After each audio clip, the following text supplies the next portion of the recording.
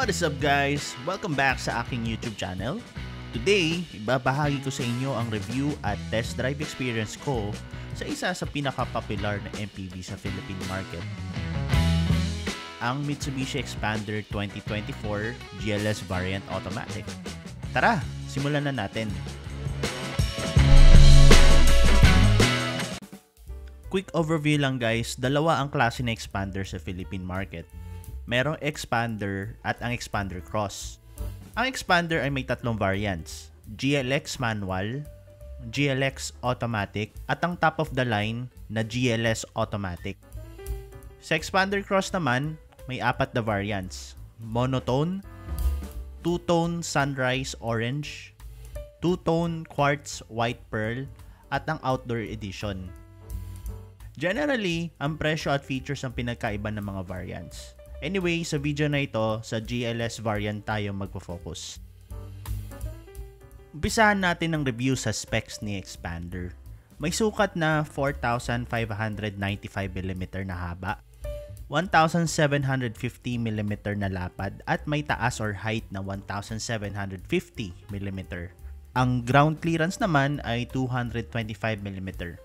Pagdating naman sa engine, gumagamit ng inline-4 double overhead cam, 16-valve engine na may MIVEC technology paired sa 4-speed automatic transmission at ito ay isang 4-wheel drive. Sa front suspension naman, gumagamit ng MacPherson strut coil spring with stabilizer habang ang rear suspension ay torsion beam. Pagdating naman sa brakes ni Xpander, ito ay gumagamit ng ventilated disc para sa front at drum brakes para sa rear. Lastly, pagdating sa tires, naka 205/55 at paired ito sa 17-inch two-tone alloy wheels.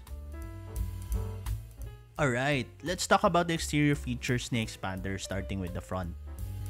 Ang Xpander GLS 2024 ay may sporty na look na pinalakas pa ng chrome dynamic shield. Ang T-shape LED headlamps at DRL design ay nagbibigay ng confident na dating. Nagustuhan ko rin yung bagong design ng headlamps. Maganda rin ang bagong design ng front grille. Mukhang mas swabe ang pasok ng airflow to cool the AC condenser at ang makina dahil malalaki ang butas. And the color of silver para sa bumper wherein integrated na ang fog light sa design. Sa side profile naman ni Xpander, chrome side mirrors with repeaters, chrome door handles, chrome window sidings, pero may kaunting touch of black gaya ng pillars at ilalim ng side mirrors. May character lines mula sa front doors hanggang sa rear at around the wheel wells ni Xpander. Parehas naman ng kulay ng bumper ang lower area ni GLS which creates an illusion na parang mataas siya. Since GLS variant ito, you can open the doors by pressing the button na integrated sa mga front door handles. Don't worry if hindi gumagana ang remote, pwede mong buksan ang pintuan manually using its key. Pagdating naman sa rear, similar ang design sa harap na T-shaped design ang taillight. Minimalist yet sporty ang dating dahil may pagka-straightforward ang design ng rear. Dalawang logo lang, ang badge at ang brand. Mayroong shark's fin antenna, spoiler na kung saan integrated na ang third brake light. Meron ding rear wiper at rear camera si GLS. Kahit di mo pala hinahanap, ito ang itsura ng rear door opener. Para sa mga maarte gaya ko, merong handle ang rear door para hindi magka-fingerprint ang pintuan ni Xpander. Ang rear bumper naman ay kapareho ng kulay sa harap at sa side. May character lines din kahit sa lower part. Kumbaga walang nasayang na space kasi may details pa rin. Ang disenyo sa interior ni Xpander GLS ay generally naglalaro sa color brown soft touch materials, hard plastics, chrome color para sa mga door openers, white stitches design on some parts to add accent, at aluminum brush color para sa mga AC vents. Mukhang matibay at tatagal ang mga materials sa ginamit na kahit pabayaan mo ng linis hindi agad-agad luluma ang dating. Meron ring mga grab handles for whatever purpose mo kakailanganin. Ang headliners at pillars ni Xpander ay kulay puti which is relaxing dahil light colors. Gumagamit naman ng fabric material at manual adjuster ang mga seats ni GLS. Pagdating sa rear area, may 12-volt socket port, bottle holders para sa rear passengers. Meron ding space bawat sides na lalagyan mo ng cellphone or libro. Tapos sa pinakalikod naman ng seats, may mga spaces din bawat sides na pwedeng lagyan ng yelo, isda, pag namili ka sa palengke. Hindi kasi ito nag-absorb ng tubig since hard plastic siya. Tapos merong hidden storage at may dividers na rin. Nasa right side naman ng access para sa tire tools and jack. Kung meron ako ilalagay sa hidden storage, priority ko ang jumper wires, pasahan at emergency kit. Kayo guys, ano nilalagay or ilalagay nyo sa hidden storage ni Xpander? Let me know in the comment section below.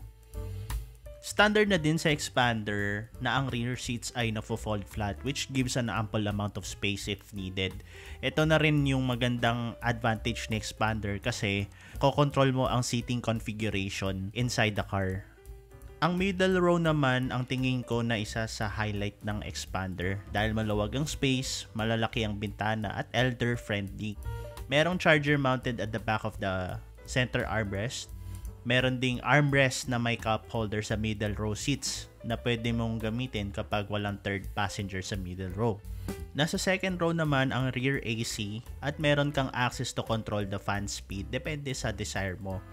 Standard na din ang ISO fix at tether anchors para sa mga child seats. Punta naman tayo sa harap. On the left seat, makikita mo ang window switches, window lock at door unlock lock button na nakamount sa carbon looking trim. Mas okay daw kaysa sa piano black. Alam nyo naman ang cons ng piano black kahit ang ganda niya tingnan.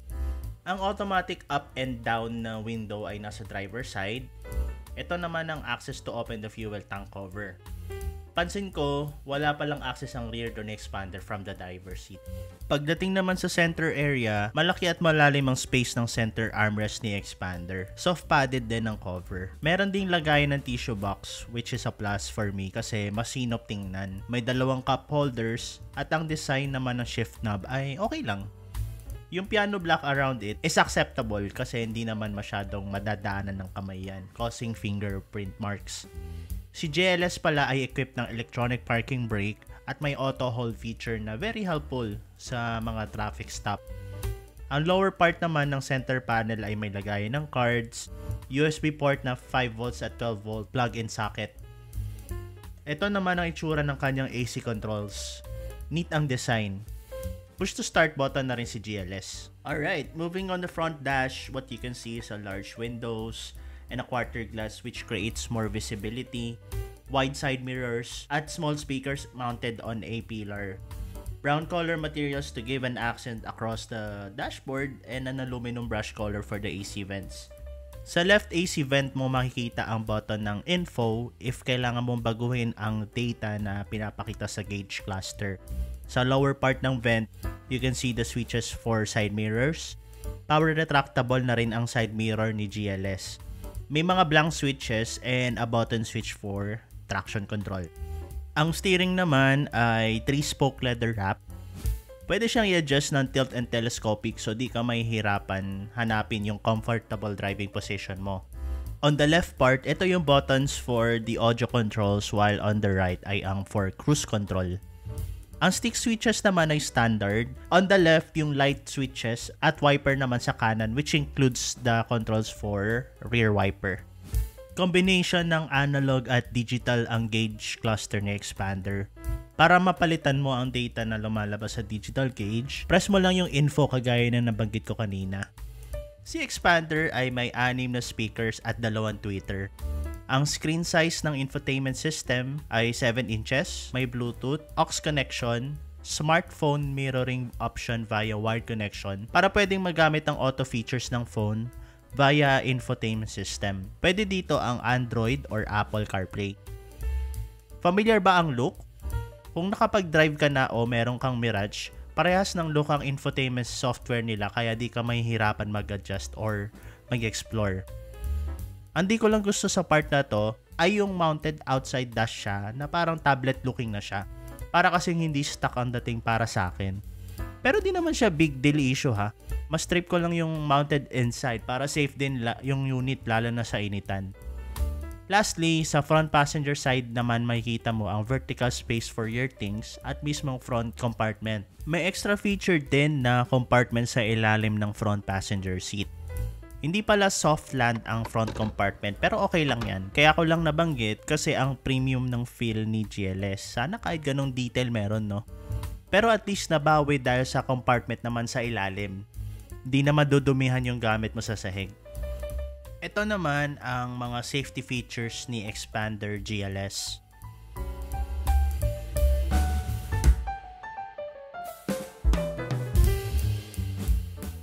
Nagustuhan mo ba itong content na gawa ko? Kung oo, like and share mo na itong video na to at subscribe ka na rin. Baka magkalimutan tayo eh. Thank you!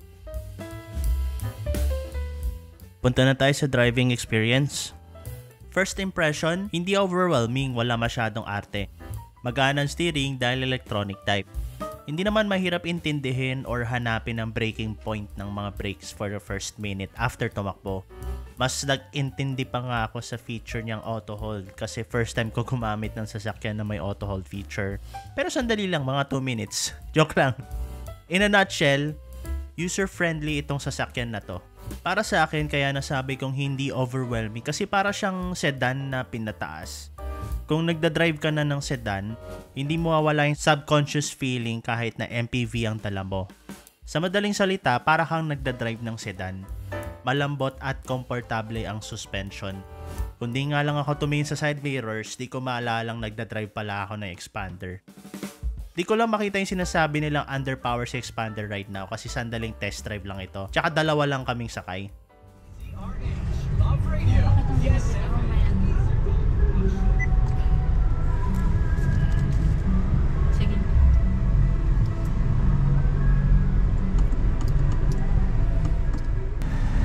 Electronic parking brake na siya with auto hold function, push start, auto climate control,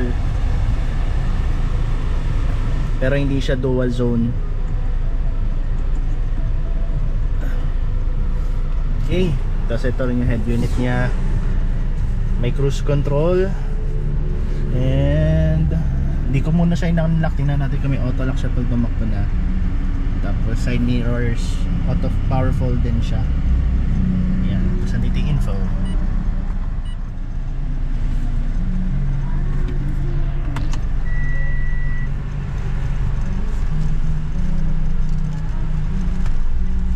Asa dali ito intindihin?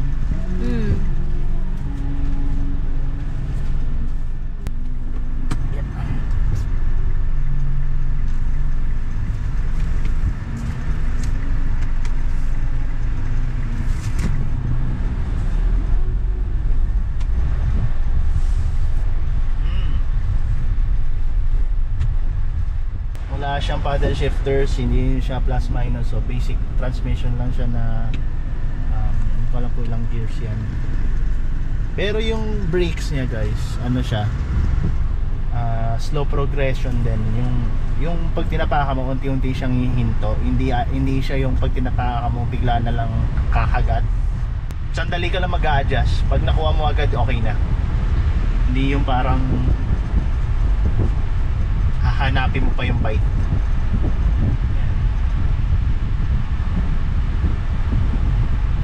So paano to auto hold? Pinutin ko lang to? Dapat mag-red. Ayan, nakagan siya. I-full brake ka. Full brake ko. Oh! Tutuwa lang ako. Ngayon nakatapak sa brakes. Pero tumatakbo na siya. Wait lang. Ayan. So ito yung POV view niya. Point of view na nga yun. Ito yung POV.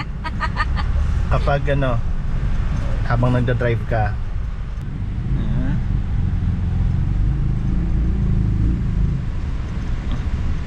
Naka-seat cover siya pero pag binili niyo ito guys, hindi ito kasali. Yeah. Pero ito, ganito talaga to. Brown leather. Ito rin. Tapos may carbon fiber na design. Carbon fiber look design. Tapos yung windows niya syempre all power na. Ayan all power, tama. And then driver lang yung auto down and auto up. Yan. Tapos side mirrors. Hindi siya nag-auto-lock, tumakbo tayo, no? Pag nag-hold siya, Wala tong auto lock. umiilaw. So, kailangan mo siya i-lock. Tsaka wala tong auto lock. Pag ano ba, pag tatakbo na ako, papatay ko yung auto hold. Hindi na. Ay. I-guess mo lang. Nag-white siya eh. Hindi ko na naiintindihan. Ayan, U-turn tayo.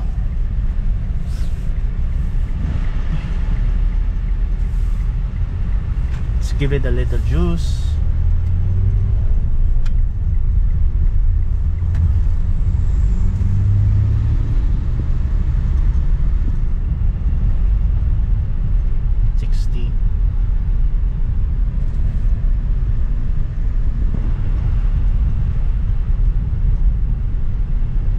Tahimik siya.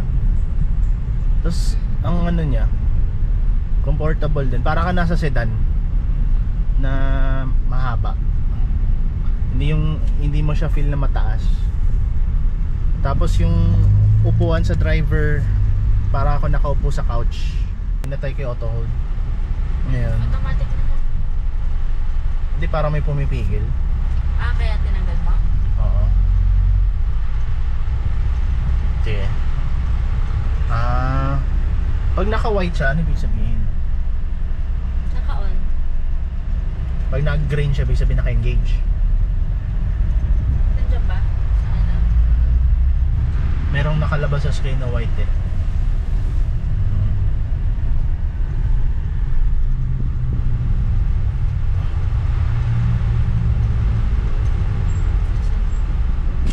Tapos, ayan, pag uminto na tayo, nag-green na siya.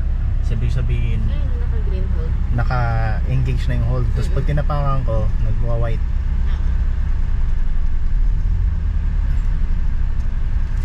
Telescopic din pala to for ano,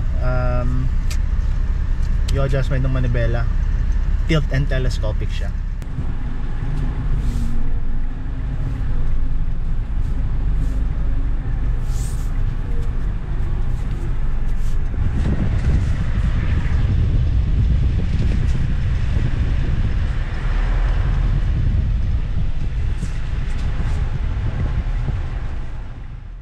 Well, majority naman siguro mag-agree na ang laki ng iginanda ng exterior look ni Xpander GLS 2024. While balance ang design ng pagiging sporty look, yet elegant. Magbiblendan natin niya mapa city or kahit outdoor gaya ng light camping. Kumbaga, mag-a-adjust ang personality niya kahit saan mo dalhin. 7-seaters na rin siya kahit maliit lang. Kung i-compare mo kay Nova, syempre mas malaking MPV na yon. Pero para sa akin, yung size ang naging strength niya kasi sa Pilipinas maraming malilit na parking spaces, masisikip na daanan at lalo na yung traffic. Yung engine naman niya, although may mga nagsasabing underpowered siya, tingin ko, bawat kotse meron naman talagang limitasyon. Di naman siguro itong gagawing 7-seater na Mitsubishi kung di kakayanin knowing na ibebenta to sa Philippine market. So I think it's enough at hindi na siguro issue kung makaakyat pa to ng Baguio. Nakatulong pa ang hill start assist para mawalan ka na excuse. Wigo nga ng full pack ng pasahero, kinakaya ito pa kaya. Anyway, just be reasonable at use your best judgment kung pwede ba si Xpander sa ganito or sa ganyan. Kung nagustuhan mo ang video na ito, don't forget to like and share. At kung hindi ka pa nakasubscribe, don't forget to leave without clicking the subscribe button. See you sa next video. Ride safe, drive safe, God bless, and enjoy. Bye!